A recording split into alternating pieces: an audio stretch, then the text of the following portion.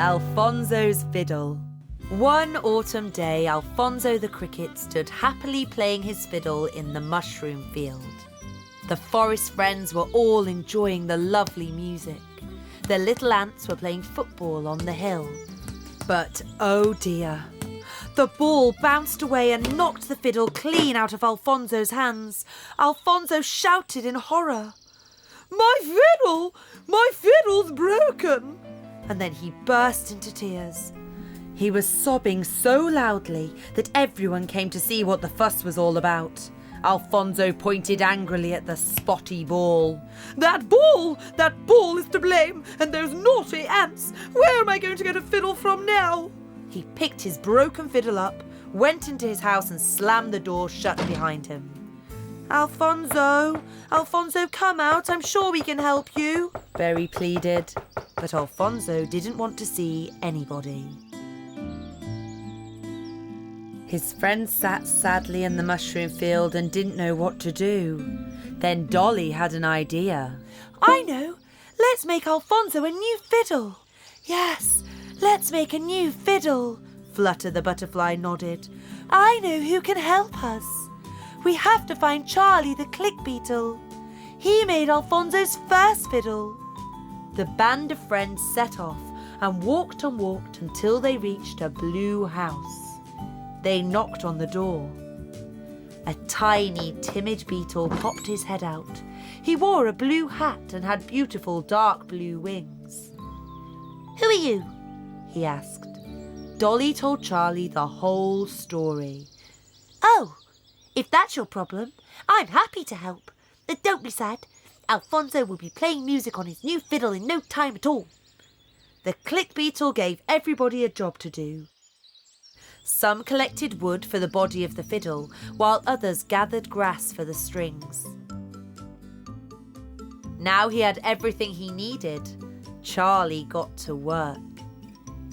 He sawed, sanded, polished and waxed. And then, like a little miracle, the new fiddle was ready. "Can I try it?" Dolly asked. "No, it's Alfonzo's instrument," Flutter told her. "But I want to have my own musical instrument," Dolly sulked. Me too, the little ants shouted. "Quiet," said Charlie. "Why don't you all start an orchestra? A great big orchestra. Like a music band? And everybody could have their own instrument? That's a very good idea." The first thing they made was a harp for Dolly. Stanley the stag beetle got a double bass, and Eddy the potato beetle had a cello. Berry made a trumpet out of a lily. Morris the maybug made a horn from a honeysuckle flower. The big spider used horse chestnuts and acorns for drums, whilst Zephyr and Leapy made cymbals out of pebbles.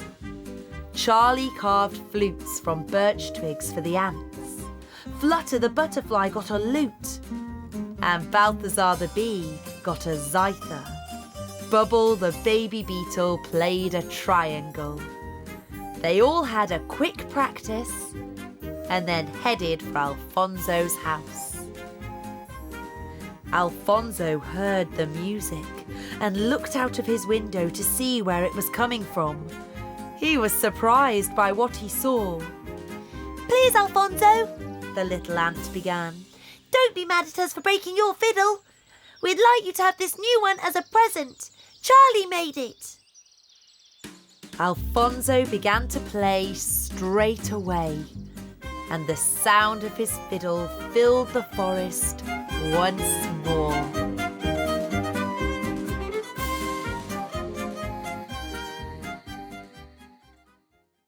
August, the moon seesaw. One afternoon in August, the forest friends decided to search for shooting stars in the sky.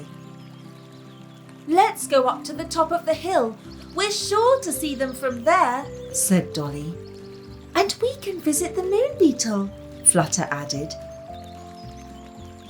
The Moon Beetle was sitting in front of his house enjoying the summer sunshine.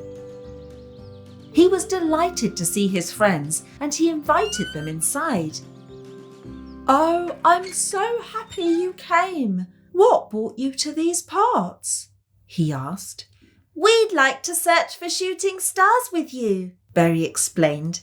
"Super! I'll make some lemonade."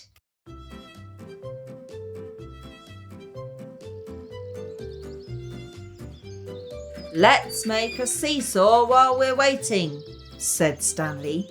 "Good idea," Balthazar agreed. They found some long planks at the bottom of the garden. They sawed and hammered, and the seesaw was soon complete. But when Stanley sat on it, the wood made a loud noise and broke in two. "The plank was too weak. We need to strengthen it," the bee-boy complained. So they set to work once more, and the seesaw was ready in no time. But when Flutter and Dolly sat on it, it didn't see or saw. "Ah, we made the screws too tight," the stag beetle grumbled. So they set to work once more. But when they were done, the bit in the middle snapped clean in half. "We'll never get it right, and it's getting late for building things," Balthazar announced. "I've got one last idea," the Moon Beetle said with a secretive smile. "Oh, Moon, please come down here to us." And the moon came down until it reached the top of the hill. Then the Moon Beetle rolled over to the moon and whispered in its ear. The moon grinned and simply said, "Okay."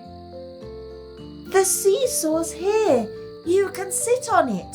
But hurry, because the moon can't stay for long," the Moon Beetle instructed. "We can't leave you out," said Flutter.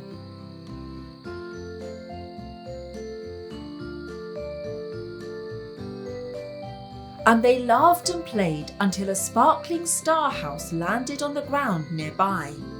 And who should step out of the door but the silent Star Girl?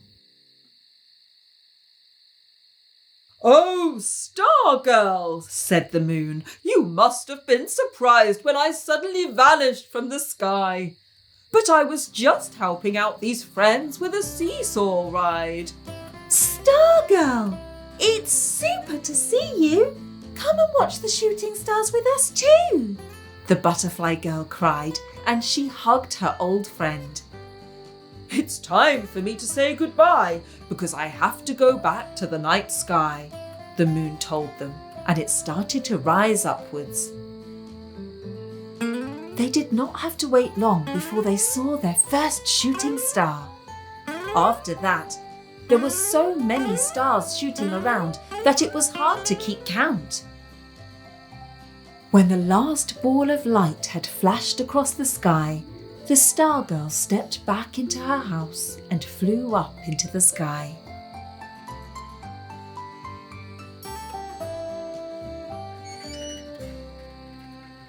Then the little friends all set off home. The Moon Beetle snuggled up in bed and soon fell fast asleep, and the night was filled with the gentle tinkle of pretty flowers. The Little Bumblebee. Early one morning, Berry, Dolly and Balthazar went out to play in the meadow. They wanted to try out the new parachute the little bee had made. But a little bumblebee was picking lilac flowers and singing a happy song. "The winter's gone and it's the spring. Lilac is my favourite thing." Balthazar was the first to greet her. "Hello, little bumblebee. My name's Balthazar.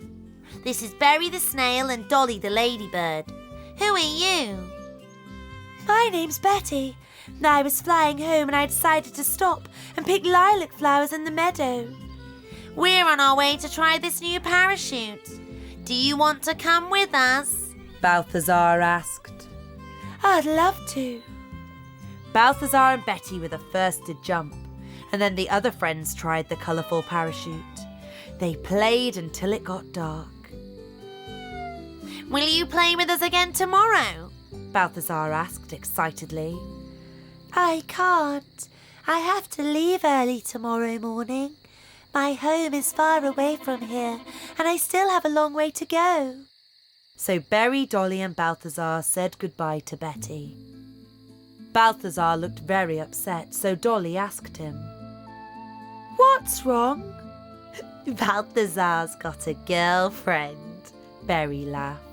Don't make fun of him, Berry, Dolly said angrily. You know what, Balthazar? Ask Betty to stay here. We can build her a house in the woods. That's a super idea. I'll go to the meadow tomorrow morning and ask her to stay. Balthazar, Dolly and Berry got up very early the next day. They hurried to the meadow to talk to Betty. But the friends were too late. The little Bumblebee had already left. The only thing they found was a farewell note she'd left for them pinned to a tree. Balthazar sat down on the grass and started to cry. Berry didn't laugh at him this time. Let's go after her, the little snail said. I'm sure we can catch her up. Berry, you're such a slow snail. We'll never catch up with Betty if you don't hurry up, Balthazar moaned. Berry was going to say something back to Balthazar when a hedgehog stepped out of the bushes. Perhaps I can help. I'm not too fast, but I'm sure I'm much faster than you three. The friends liked the idea. They built a little cart out of a horse chestnut shell and tied it to the hedgehog's spikes. The hedgehog cart was ready to roll. Let's rest a little while, Dolly suggested when it got dark. We'll carry on tomorrow morning. Balthazar started to cry again. We'll never find her. I can smell something sweet. It's lilac blossom. Lilac? Dolly wondered. But there aren't any lilac bushes around here. Let's look around. Would you like to come back and live with us? We could build you a little bumblebee house in a tree. You wouldn't have to fly back to your faraway home. We'd be so happy if you lived with us. That's a super idea. We'd all be very happy. Berry and Dolly nodded. Thank you. I'd love to come and live with you, Betty replied. She was happy. You came all this way to find me. That's so nice of you. They all jumped into the hedgehog cart and trundled back to the meadow. They started to build the house the very next morning. They built Betty a pretty tree house near the lilac field. When the bumblebee's house was ready, they had a big party. All the forest friends were invited. They danced and ate late into the night and made their new neighbour very welcome indeed. The Sandcastle. On a sunny summer day, Berry, Dolly, Bubble and Balthazar put on their swimming costumes, grabbed their buckets and spades, and set out for Sand Island to build castles. Look at this huge watermelon, Balthazar said in surprise. Oh, let's take it with us, Berry suggested. Then we can all have a feast at the end of the day. OK, Berry, we'll take it. Berry, Dolly, Balthazar and Bubble carefully rolled the watermelon in front of them as they walked along. But when the friends got to the top of the hill, the round watermelon started to roll away down the slope. Stop it! Dolly shouted to the others. Bubble pounced on the watermelon, but he couldn't stop it. The baby beetle slipped off and bumped his head. The The juicy watermelon just carried on rolling down the side of the hill. They all ran after it as fast as they could, but the watermelon was much faster than all of them. Then a terrible thing happened. The watermelon smashed into a sharp rock. Our lovely watermelon smashed into pieces, Dolly moaned. Oh, the watermelon! Balthazar was very sad too. Why are you all complaining? Let's eat it instead, the baby beetle suggested. So the 4 friends sat down and started to munch on the watermelon. They ate the sweet red fruit until their tummies were full. We'd better hurry to Sand Island, or there'll be no time left to build sandcastles. Dolly, wait for me. I'll fly with you, Balthazar said. Me too, Bubble added. But I can't fly. Are you 3 going to leave me here? Berry asked with a sad sob. Let's build boats out of the watermelon rind. This way Berry can sail to the island with us, Balthazar suggested. They selected 4 strong pieces of melon rind. 1 for Dolly, 1 for Berry, 1 for Balthazar, and 1 for Bubble. They made the masts out of strong branches and the sails out of large leaves. When they were done, they launched the little boats on the water, and the wind quickly carried them away to Sand Island. Hooray! We're sailing, Berry said with an excited squeak. They all got to Sand Island with plenty of time left to play. Look! Someone's coming! And he's got a bucket in his hand.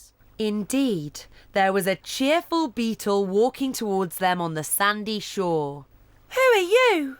Dolly asked. I'm Sean, the sand beetle. I live here and was about to build a sandcastle. Really? Balthazar asked. Can we join you? Of course you can. Let's all build together, Sean said with joy.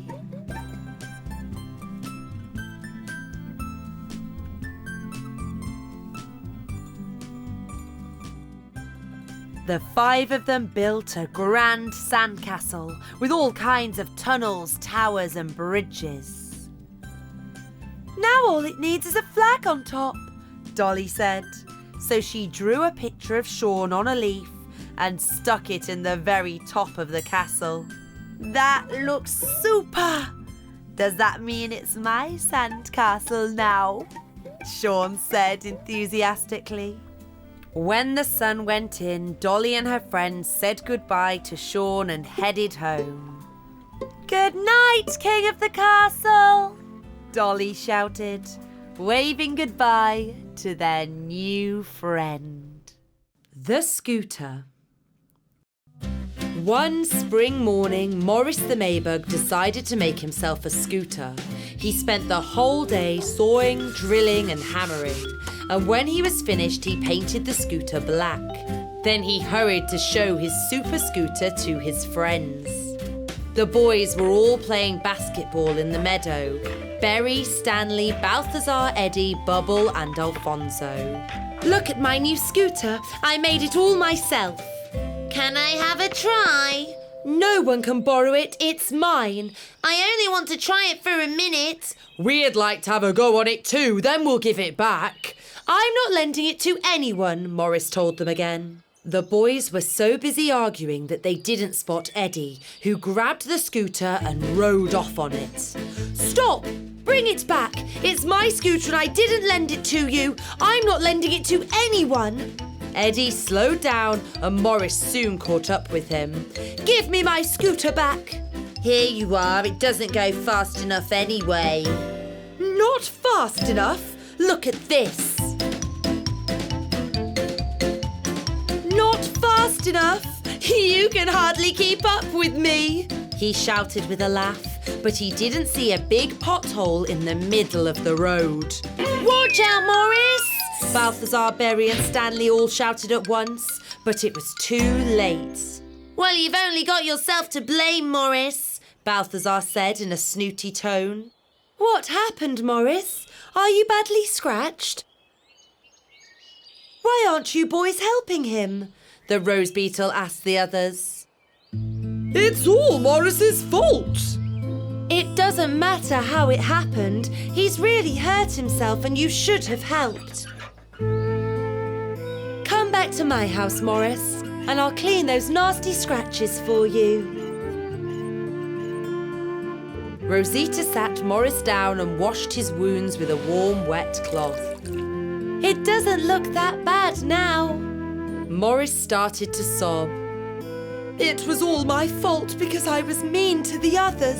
If I hadn't been so mean, it wouldn't have happened. Then don't be mean next time. Thank you for all your help, Morris said as he left. It was nothing. You'll feel better soon. Morris limped all the way back to his house.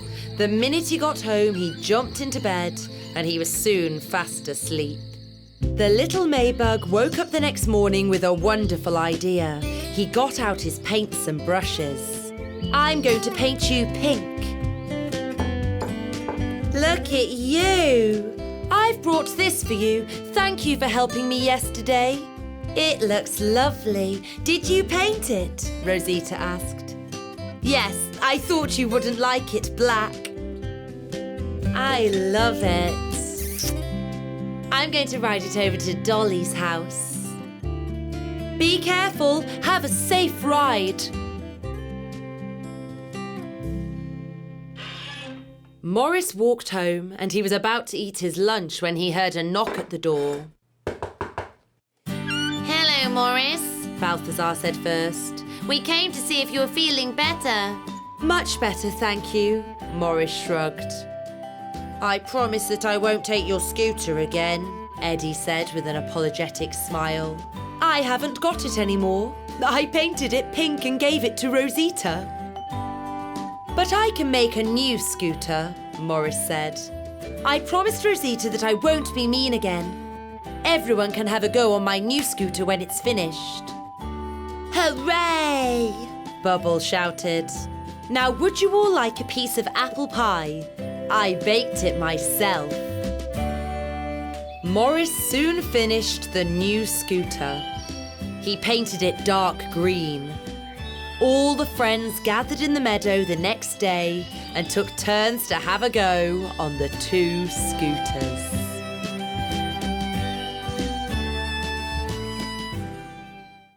Bubble's Tower. It was a lovely summer afternoon and Bubble the baby beetle decided to play with his colourful building blocks. I'm going to build a tall tower with my blocks, he thought to himself and carried them to a hill nearby. He tipped the bright blocks out of their box in the shade of a big oak tree. As the tower grew, it was harder and harder for Bubble to reach the top. He had to stand on tiptoe and was just reaching for the top when his hand slipped and the tower tumbled to the ground. Oh no, Bubble complained. Now I have to start all over again.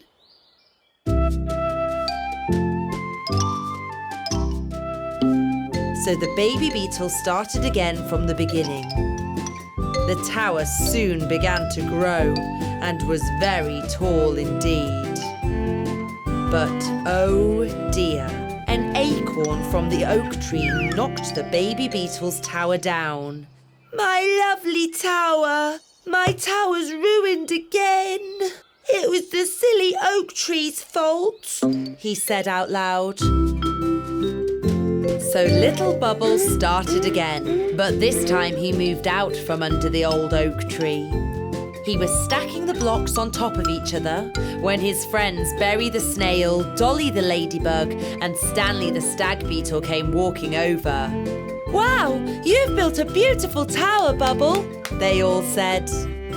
Yes, it's nearly finished. All I have to do is put the red triangle on the very top. But then the wind blew and toppled his tall tower.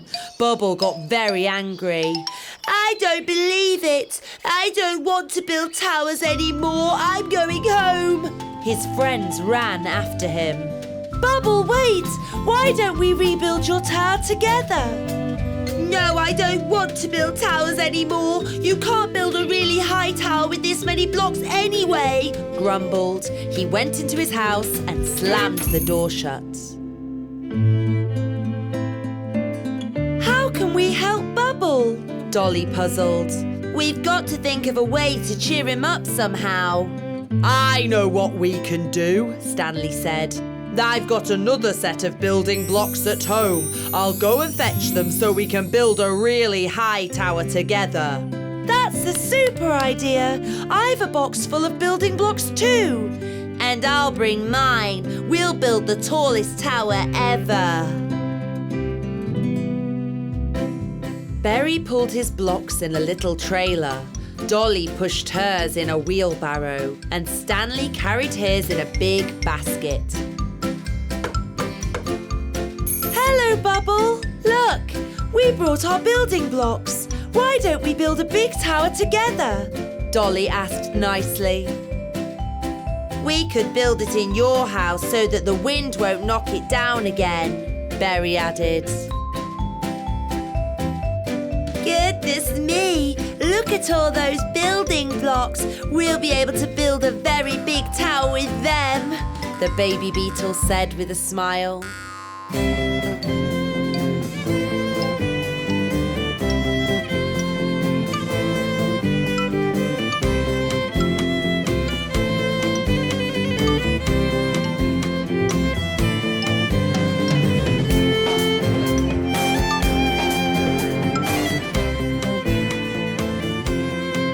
And now it's time to pop the red triangle on the top. You should put it on, Bubble, Stanley suggested.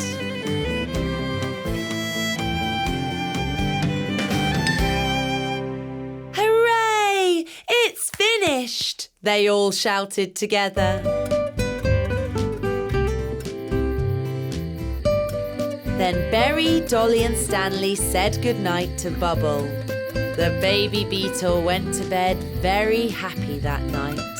He stared at the tower until he fell fast asleep. The hot air balloon. One summer afternoon, a storm blew up in the forest. Dolly the ladybird and Berry the snail sat watching it from the spotty house. The wild wind twisted the trees and blew the roofs off houses. The rain came down in buckets. When the rain and wind finally stopped, the two friends took a look around the forest. Look, Dolly, the wind blew this tree over, Berry said. And the rain washed away my flowers, Dolly sighed. Leapy the grasshopper came rushing in. Dolly! Berry! Come quickly! Someone's lying in the meadow! The friends found an oil beetle lying in the meadow. Oh, what happened to you? What's your name? Who are you?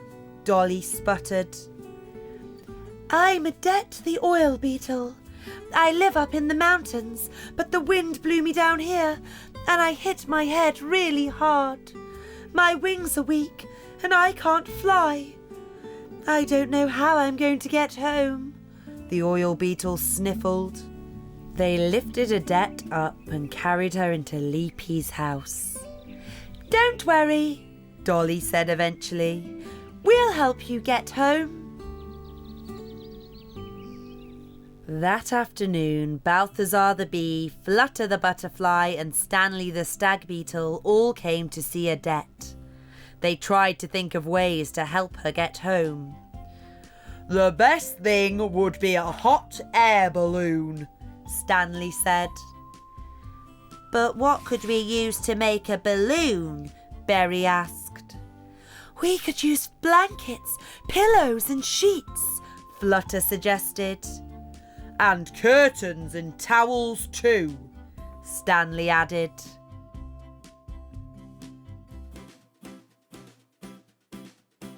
They got to work immediately.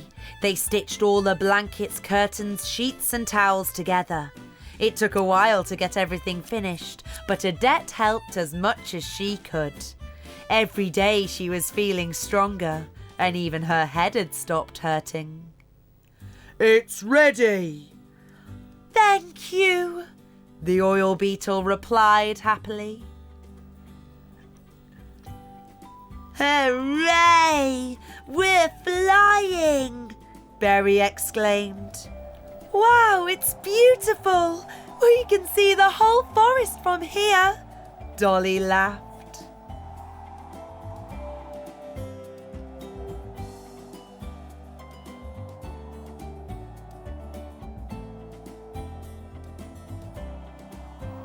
It started to get dark. When they eventually arrived, Eddy cried out, Hooray! I'm home. Thank you. Please stay the night and watch the shooting stars with me. We'd love to, the little friends said. Eddy quickly made them something to eat and gave them delicious cakes and tea. After dinner, they all sat down in front of Eddy's house and waited for shooting stars to appear in the night sky. Hooray! I saw a shooting star! Berry exclaimed excitedly. Me too, Dolly said. And me, added Stanley. They went into Eddy's house when it got colder and sat and watched the stars through the window. They all made a wish and fell fast asleep. As she slowly drifted to sleep, Eddy wished that someday she would meet her new friends again. The Robot. One autumn morning, Frank the longhorn beetle visited his old friend Stanley. The stag beetle was really pleased to see his faraway friend. "I've brought you something," Frank said secretively, and put a little box into Stanley's hand. The stag beetle opened the package with excitement.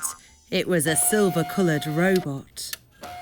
"I built it for you. It can walk, make funny noises, and has flashing lights." Stanley was delighted with the present. "Thank you, Frank. I'll take special care of it." The longhorn beetle stayed with the stag beetle for 3 days. They talked a lot, played football, ate nice food, and went for long walks together.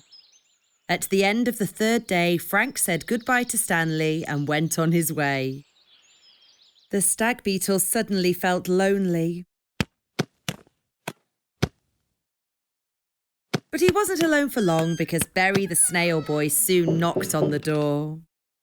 "Hi, Stanley. Do you want to play button football?" "Of course. We can go in a minute, but let me show you something first," Stanley said. Then he stood on a chair and took the robot down from a bookshelf. But the chair wobbled underneath him and the little figure slipped out of his hand and fell into a million pieces. "Oh, my robot! My robot's broken!" Stanley cried. "Let's try and put it back together again," Berry suggested. "OK." Stanley sulked. The 2 boys struggled for a long time, but there was no way they could put all the pieces back together again. "Let's call Eddy. He can fix anything," Berry suggested, and the 2 friends hurried off. They even forgot to close the door. They soon arrived at Eddy's house. "Hi, Eddy. Please help. Frank gave me a robot, but I dropped it and it fell to pieces. I'm sure you can put it together again," the stag beetle pleaded. "I'm sorry, but I'm too busy at the minute. I promised Leapy that I would mend her bicycle. But I'll go over to your house and help tomorrow, OK?" the potato beetle said. "Only tomorrow? OK then. Come over tomorrow," the stag beetle snivelled. Berry and Stanley said a sad goodbye to the potato beetle and set off home again. While they were away, Berry the baby beetle was walking past Stanley's house. He was surprised to see the door wide open and walked in. He noticed the broken robot on the floor, and so he sat down and started to patiently put it all back together again. The stag beetle stepped sadly back into his house. But when he saw the robot, his bad mood evaporated. The robot was walking again, beeping and flashing its lights as if nothing had happened. Hi, Bubble. How did you end up here? And what happened to my broken robot? I was walking past and came in because the door was open. I saw the pieces of the robot on the floor and fixed it. The baby beetle answered proudly. Stanley was so delighted that he picked Bubble up and threw him into the air 3 times. Hooray! You're very clever, Bubble. Thank you.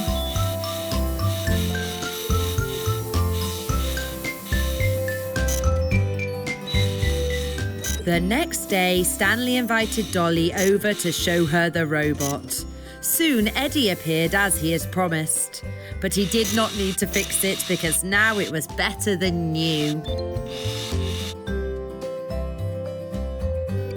Stanley didn't put the robot back on the shelf after that, so it couldn't fall off again. Instead, he placed it carefully on a little cupboard next to his bed.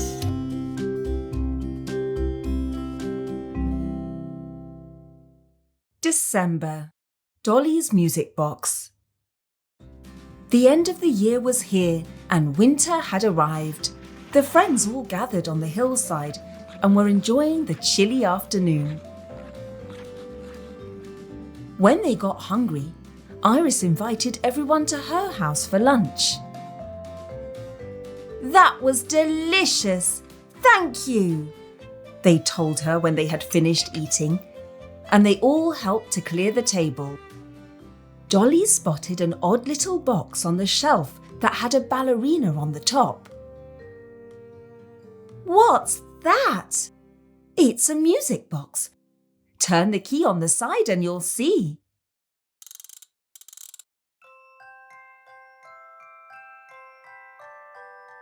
"It's so beautiful," Dolly dreamed. "Where is it from?" "I bought it at an advent fair on the other side of the hill." "Is it far?" "It's very far. I went on the train," Iris told her. "That's a pity." Time passed and the little beetles all set off home. Berry did not go home, but he went to find the magpie. "Dear magpie, would you please fly to the market and bring a music box back for Dolly?" "Of course. I'll go tomorrow, and if all goes well, I'll be back in no time," he agreed. Christmas was coming, and Berry and Dolly agreed to spend the day together. The ladybird girl had sewn a cushion for Berry. Berry waited for the magpie, but he never reappeared. One day before Christmas, Flutter went to see Berry. "Why are you so upset?" asked the butterfly girl. "I wanted to give Dolly a music box, but the magpie still hasn't brought it. What shall I do? Have you got any ideas?" "We could be a music box. I'll stand on the box and I'll be the ballerina, and we'll ask Bubble to hide inside. Bubble will play music, and I'll turn around on the top like the dancer on Iris's box." "That's a fantastic idea! I'll call Bubble right away," Berry gasped. By the time Berry and Bubble arrived back, the butterfly girl had finished painting the sides of the box. "Come on, Bubble, hide inside," Flutter told him. Bubble started to play a tune on his flute.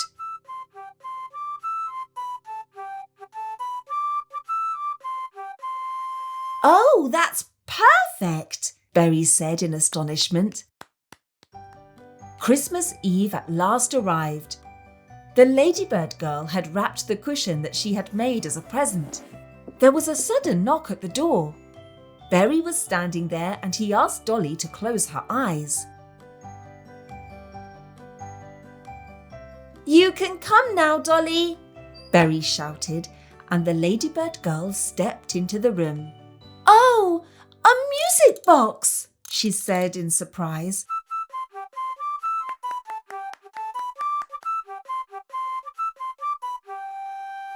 "It's wonderful," she said and smiled as she hugged Berry. Then she hugged Flutter and took a peek under the box. "Come and spend Christmas with me," said the ladybird girl. They had just sat down when there was a knock on the window. "I'm sorry I'm late, Berry, but I got caught in a snowstorm," Magpie stuttered and handed the music box to Berry. Then Berry handed it to Dolly.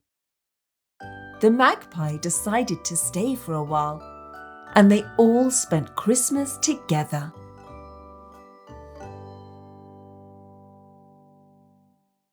The Windmill. One summer day, Berry and Dolly were playing badminton by the windmill. All of a sudden, they heard the sound of sobbing. "It's coming from the windmill," the snail boy said. They set off in the direction of the sound and soon arrived at the windmill. There they found the mill beetle sitting sobbing on the ground. "Why are you crying?" they asked him. "The storm damaged the mill sails. They're ruined and I can't mend them," the mill beetle complained. "Let's call the others here. Stanley's got a saw, Balthazar's got a hammer, and I'm sure we can all fix it together," Dolly proposed. "All right," the mill beetle sniffed. The ladybird girl flew off right away to tell her friends. Very soon, Stanley, Balthazar, Zephyr, Eddy, Bubble and Morris arrived. They all got hard to work fixing the broken sails.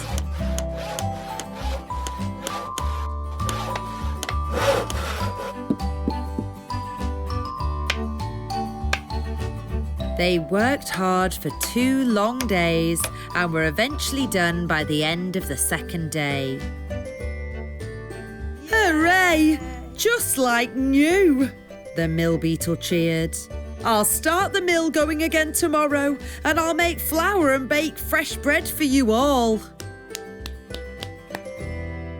But the next day did not begin well at all. The wind had no intention of blowing, and the sails of a windmill cannot go round without wind. The mill beetle started to cry again. "All right, OK, please don't cry. We'll push it a little and maybe a breeze will blow up," Stanley suggested, and all the others agreed. 7 of them pushed the 6 sails. Stanley, Balthazar, Bubble, Berry, Eddy, Zephyr and Morris. They pushed it around and around, but they soon got tired. "There's never going to be any bread," the mill beetle moaned. "I'll go and tell the wind to blow," Zephyr announced as she flew high up into the sky. She spoke politely to the wind. "Dear wind, please blow for us a bit, because the windmill sails won't go round and it's making the mill beetle cry." This surprised the wind, and he muttered something to himself before flying lazily downwards. He took a deep breath and began to blow the windmill's sails. The mill started to move and work once more. The mill beetle filled the hopper and the millstones ground the wheat into the finest flour. The white flour began to form an impressive heap. The windmill sails went around and around and did not stop until the grasshopper girl signalled to the wind. "Thank you, that was just enough," she said with a grateful smile, and the wind flew back up into the sky. When the flour was ready, the mill beetle began to prepare the bread dough.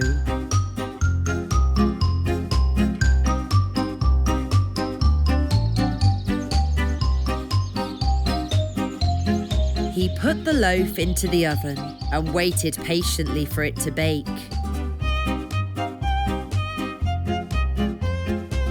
When it was golden brown all over, he took it out and cut it into thick slices.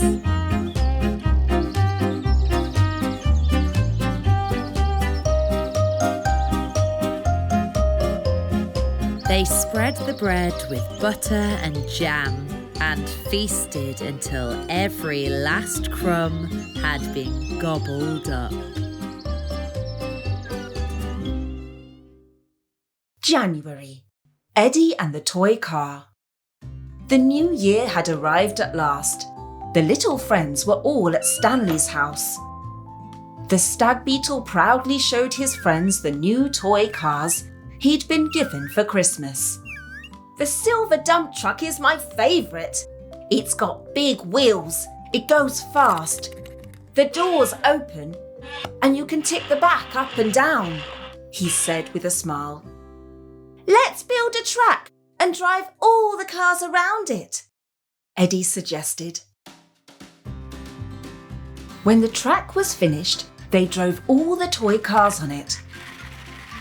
Eddy really wanted to try the silver dumper truck, but Berry wouldn't let it go. When he eventually got bored, Leapy pounced on the super truck. Then Dolly took it after Leapy. Eddy only managed to get his hands on Stanley's dumper truck for a few minutes at the end of the day. He pushed it so hard that it rolled under the cupboard. Eddy reached under the cupboard to pull it out, but the wheel got stuck behind the cupboard leg, and it fell off. Eddy tried to push it back on, but it wouldn't turn after that. It started to get dark and the friends were getting tired. Eddy dared not tell the stag beetle that the dumper truck's wheel was broken. Instead, he put it back with all the other toy cars as if nothing had happened. They all said goodbye to Stanley and went home. Eddy soon got back to his house, but he could not get to sleep. He felt very bad about the dumper truck. He woke the next morning to the sound of shouting. Stanley was having an argument with Berry on the hill nearby. Berry, you've broken my toy car. It wasn't me. There was nothing wrong with it when I gave it to Leapy, the snail boy responded, sounding a little offended. Then I'll ask Leapy. Leapy, did you break the wheel on my dumper truck? No, of course not. It wasn't me, the grasshopper girl assured him. I gave it to Dolly. Ask her, Leapy suggested. And so the stag beetle set off to the ladybird girl's house. Eddy felt terrible because he was the one who'd broken the wheel on the dumper truck. Then he had an idea. He had an old and bashed up dumper truck a lot like Stanley's. He found it and hurried over to Flutter's house. Flutter, you've got some silver paint, haven't you? The silver's run out, but I've got some gold. Please help me, the potato beetle said, and he told Flutter the whole story.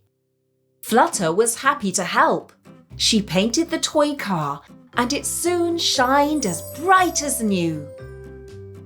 Thank you, Flutter, said Eddy, and he set off to give the reborn dumper truck to Stanley. When he arrived at Stanley's house, he was greeted by the sound of loud laughter. Did you manage to fix it? Yes, I bumped into Charlie at Dolly's house and I asked him to lend me a hand, Stanley said with a smile. Unfortunately, I never found out who broke the wheel. It was me, Eddy told him. I'm happy you managed to mend it, but I've brought you something too. Oh, that's super! Thank you, Stanley laughed. I'm not angry anymore. Do you want to join us? We're going to race with the toy cars. And the three boys set about building a track for the race.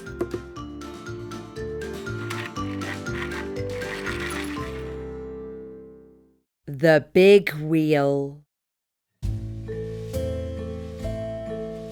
The Ant Queen had been ill for a long time. She had caught such a terrible chill that she was in bed with a fever for weeks. When she eventually got better, the ants decided that they would surprise their queen and celebrate her recovery.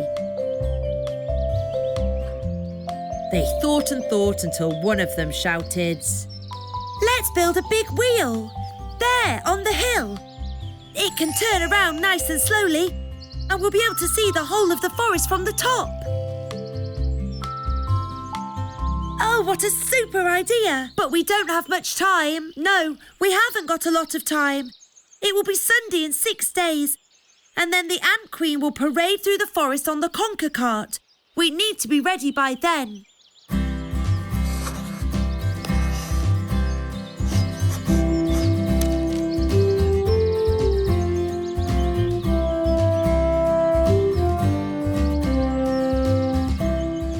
The ant army got to work. They started to saw and hammer as they followed the plan. They worked hard and the big wheel grew larger by the day. But the last day soon arrived, and then the last night. We won't be ready, One of them said, sounding sad.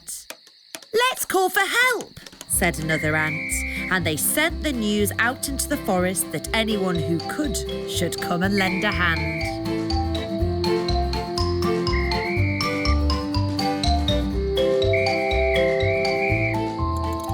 Berry, Dolly, the spider, Stanley, Balthazar, Leapy and Eddy all came along. But no matter how hard they worked, they were still running out of time. Thank you for coming along, but we're still not going to be ready by tomorrow morning. We need much more help. The moon could see what was happening and felt sorry for the ants. He gave a little whistle and the sleepy stars gathered all around the moon. The forest friends stared in awe at the starry spectacle and set back to work with renewed energy.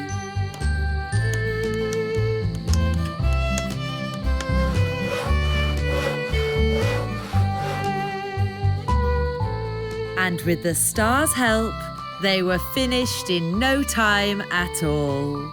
The ants also built a motor for the big wheel, and that made the massive wooden wheel move round and round.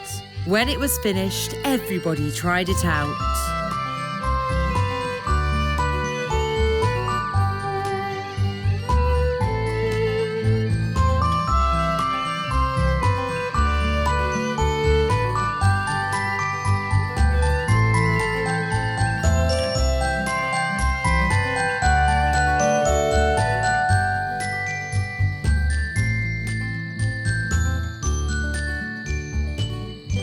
Thank you, Moon. Thank you, stars. The ants shouted, but by then they had gone off to twinkle far, far away. The next morning, the Ant Queen sat in Harry Hedgehog's conker cart and rode away on a parade around the forest. They arrived at the hill and could not believe their eyes. We built it for you. The ants all shouted together. Then they told the Ant Queen how everything had happened and invited her to take her first ride on the big wheel. They did not have to ask twice, as she happily took her place and went round and round again.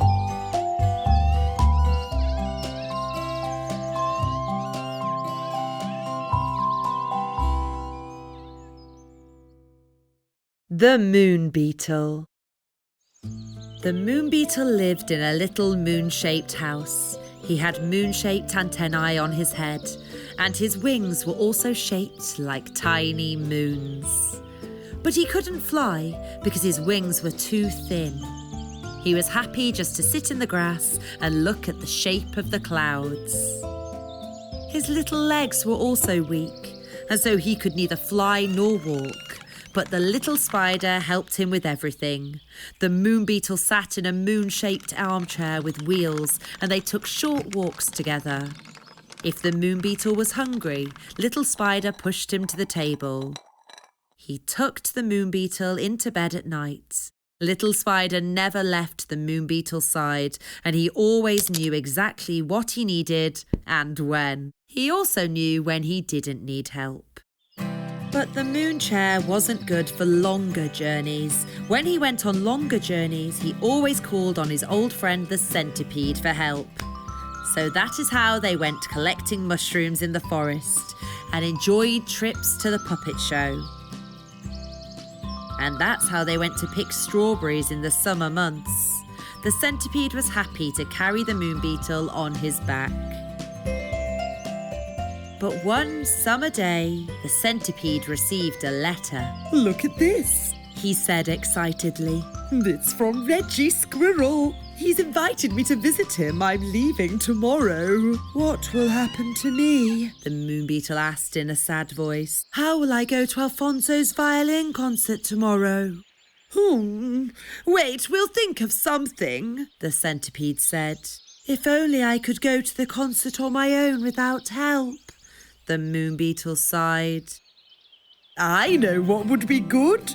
If you had a chair that you could push yourself in. A rolling chair. A wheelchair, the Moon Beetle repeated. Yes, that would be really good. The centipede produced a pencil and started to design the contraption. When the design was completed, they both went to see Eddy, the potato beetle. He was very handy and could make anything. Eddy studied the design and then got straight to work. He brought his tools, all the parts, and he drilled and hammered. The wheelchair was ready that same afternoon. Sit in it. Try it out. Eddy said, and he helped the Moon Beetle into the chair. Now try and push it, The centipede encouraged his friend. The Moon Beetle carefully turned the ring attached to the wheel, and the chair began to move. Hooray! Eddy cheered. This will be my legs, the Moon Beetle whispered quietly, and he smiled. The sunbeams gently stroked his weak legs. They practiced until late in the day. The Moon Beetle slowly learned how to direct, speed up, slow down, and stop the chair. The next day, the Moon Beetle made his way to the Crickets concert all on his own. Take care of yourself. The little spider shouted after him in a worried tone. The others were surprised and all ran to greet him. Hey, you got here on your own? Berry asked, and took a good look at the chair. Yes, all on my own, the Moon Beetle proudly announced, and he told them all about the new contraption.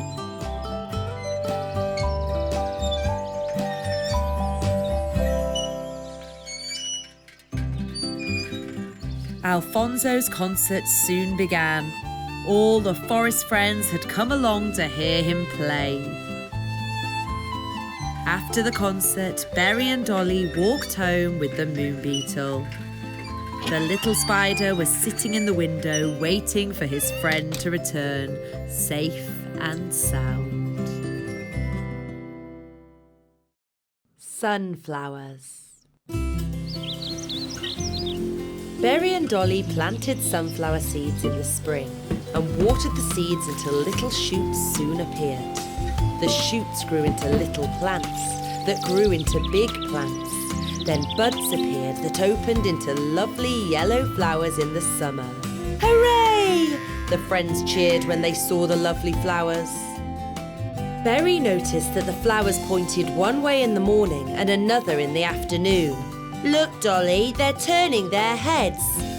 That's because they always turn to face the sun. That's why they're called sunflowers. When the sun went down, the sunflowers hung their heads and went to sleep. All the forest friends were woken the next morning by shouts of panic. Oh dear, what's happened? Our lovely sunflowers! Dolly cried. Who could have done such a terrible thing?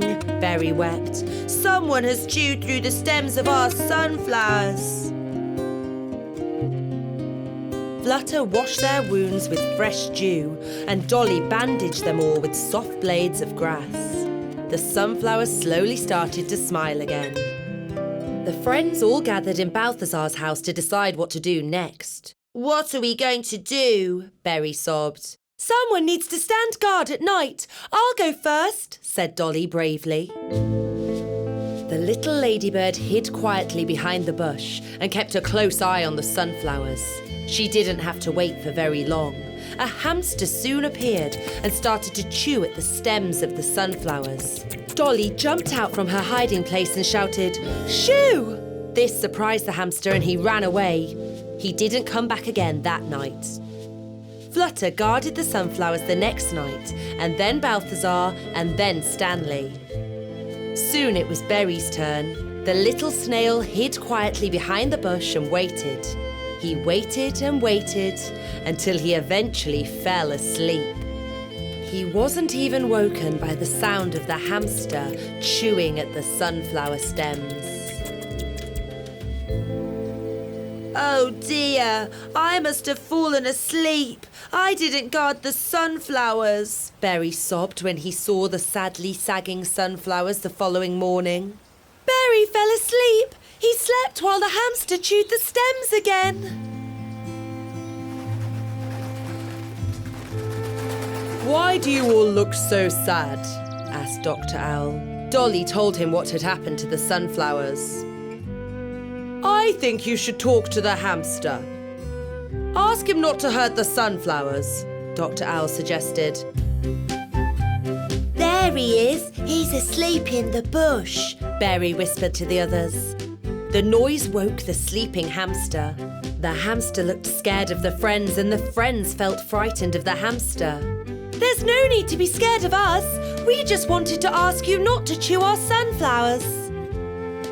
But then, what will I eat? The hamster told them. We'll bring you plenty of apples and carrots to nibble on. Where do you live? The little snail asked. I haven't got a house of my own, the hamster said sadly. You haven't got a house? Balthazar repeated in surprise. Then we'll build you one.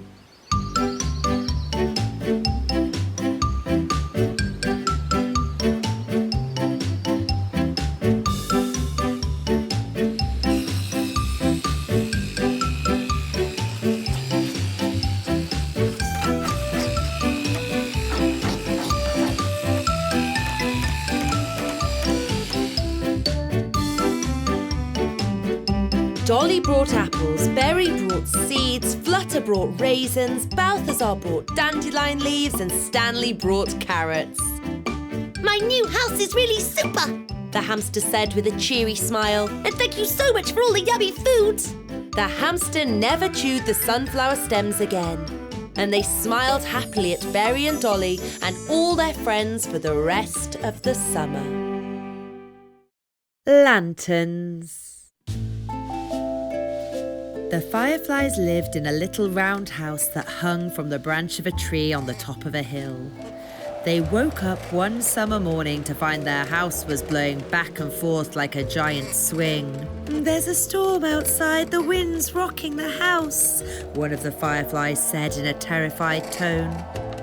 We'll have to stop it or the house will break off the branch, a second firefly shouted, but it was already too late. The rope broke and the house began to fall. Ah!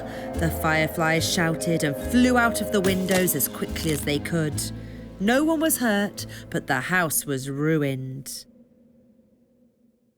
The forest friends gathered to see what all the noise was about. Our house is smashed up, cried the littlest firefly, and he ran to Dolly. We'll build you a new one, Balthazar offered. The biggest problem is that all our lanterns broke, the head firefly told them. We'll stick them back together somehow, Berry nodded. No, Berry, they can't be stuck back together. We have to go and see the great lightning beetle. Only he can give us new lanterns, the firefly informed him. When do we leave? The others asked. Right away. The fireflies all set off. Have a good trip, Berry and Dolly shouted after them. They flew for 3 long days. They spent the first night under the cap of a mushroom. On the second night, they cuddled up in a cave. Then on the 3rd day, they arrived at the lightning beetle's house. The old beetle's house looked just like the fireflies' lamps, but it was much bigger. The lightning beetle slowly opened the door. He had difficulty moving around and his silver wings draped down over his bent back. He wore a tall, pokey hat and his beard hung down to the ground. He looked just like a wizard. "Come on in," he muttered. The fireflies told him how their house had fallen to the ground and how all their lanterns had smashed. That's what's happened. Only you can help. Very well, I'll help you. I'll give you all new lanterns, but you need to take good care of them. You're the only ones in the forest who can bring light to the dark night. One by one, he carefully handed the lamps to the fireflies. Hold them tight, he said, and he waved his stick, and the light magically appeared in the lamps.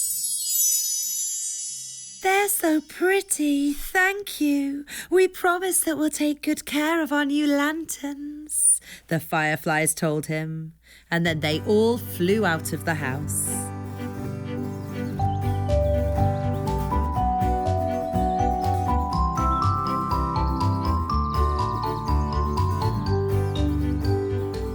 Where are we going to live when we get home?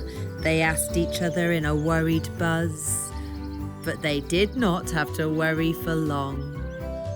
Hey, come over here. This is your new house, shouted Berry, Dolly, Balthazar, Flutter, Stanley and all the other forest friends. We built you a house in the hole in this tree, said Berry. And we made the windows and a door, Flutter continued.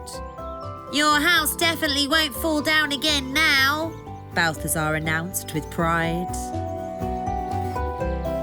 Thank you, the fireflies all said, and they went tiredly to bed. They climbed into the 15 beds and were all soon fast asleep. The rainbow.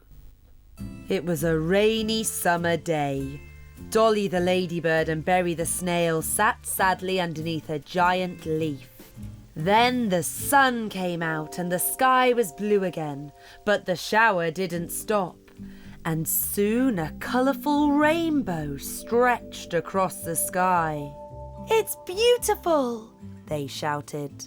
Berry thought it would be a good idea to climb up the rainbow and slide down on the other side, but his first try didn't work. I think I'll try from the other side, he said. Trust me, you can't climb a rainbow, Dolly said to the excited snail. But then Berry came up with a new plan. I'll use a ladder. Oh, Berry, I don't think it's a good idea, Dolly said anxiously. Dolly was right, and Berry was angry. Dolly tried to distract her friend. Come and play something else? But Berry still didn't give up. Look, Dolly, I'm sure I can jump on top of it from here. But that idea didn't work either. Dolly ran over to Berry. Are you all right? She asked. I'm fine. Berry sulked. Berry was very sad, and Dolly tried everything to cheer him up. I got you some flowers, she said kindly. But Berry couldn't be comforted. Then the rain dried up and the rainbow disappeared. They walked home hand in hand, and Dolly said nice things to the little snail. Chin up, Berry. It's your birthday the day after tomorrow, and I'm sure you'll get some super presents.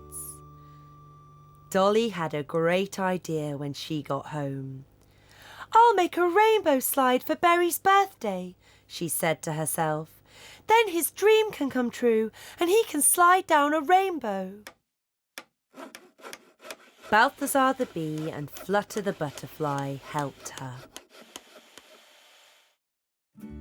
Balthazar, Dolly and Flutter painted the slide with colourful paint, wrapped it in yellow paper and tied it up with a blue ribbon. The three friends even baked a cake for Berry. When the time came, Balthazar and Flutter took Berry to Dolly's house, where everything was ready for the birthday party. Let's give him his presents, yelled Balthazar, and Dolly gave Berry the chocolate cake. A real rainbow! A rainbow slide! Can I try the slide? Sure you can, Dolly replied. Berry liked the rainbow slide very much. He slid on it again and again. Flutter and Balthazar were so happy they started to dance. You know, Dolly, said Berry, it really is a nice present. Thank you. Lots of friends joined in the birthday celebrations. There was Leapy the grasshopper, Eddy the potato beetle, Zephyr the dragonfly, and even Stanley the stag beetle came.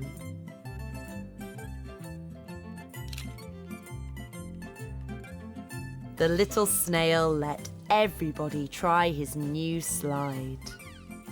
Berry, Dolly, and their friends played on the slide until it got dark.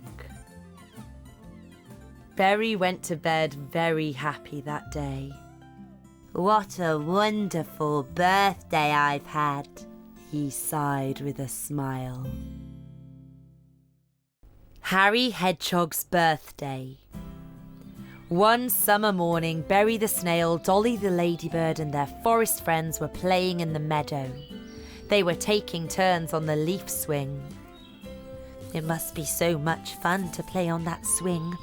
It's a shame I'm too heavy for it, Harry Hedgehog sighed. His friends didn't know what to say.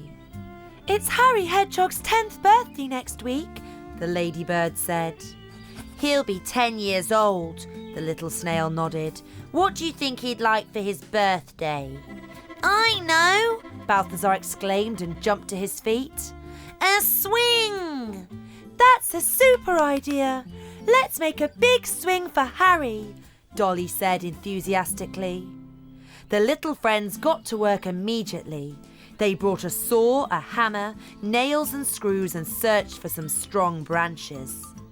They tied the swing to thick wooden poles with very strong string. When the swing was ready, they all went to Balthazar's house to bake a cake. They cracked eggs and stirred the butter. The mixer whirred away and wooden spoons clattered in bowls. The little bee's kitchen was soon filled with delicious smells. They decorated the cake all over with cherries, raisins and walnuts.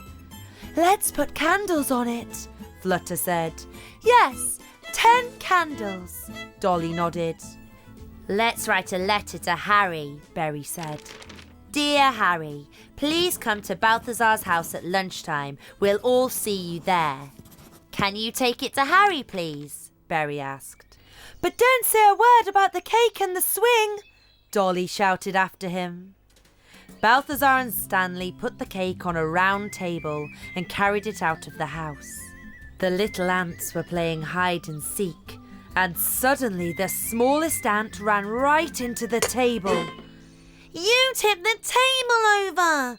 The cake's ruined! Balthazar moaned. The cake! What are we going to do now? Dolly sobbed. Harry Hedgehog will be here any minute and he won't have a cake, Berry said sadly. The little ants felt very sorry for what they'd done, but one of them had an idea. Let's gather lots of fruit and berries and build a big pile. It'll be almost like a cake, won't it? That's a good idea, Stanley said. I know Harry loves fruit. Berry, Dolly, Balthazar, Stanley and the little ants began to gather fruit in the forest.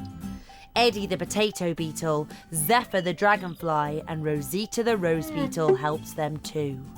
They soon had a very big pile indeed. Stanley stuck 10 candles on top of the fruit, just seconds before Bubble arrived with Harry Hedgehog. Happy birthday, Harry! They all shouted. Wow, look at all that delicious fruit, my favourite. Thank you very much, the hedgehog exclaimed. We've got a surprise for you, Dolly said, and they led Harry to the swing. Harry was very surprised. What a big swing! Can I use it? He asked cheerfully. Yes, we built it for you, Berry replied. Hooray! Now I can swing too! Thank you so much, Harry said thankfully. Then they stood around the fruit pile and began to eat. They ate and ate until nearly all the fruit was gone. They stuck the leftover apples and pears on Harry's spikes, and he took them home to his mossy house. Harry went to bed with a happy smile and looked forward to tomorrow, when he'd swing with his friends again.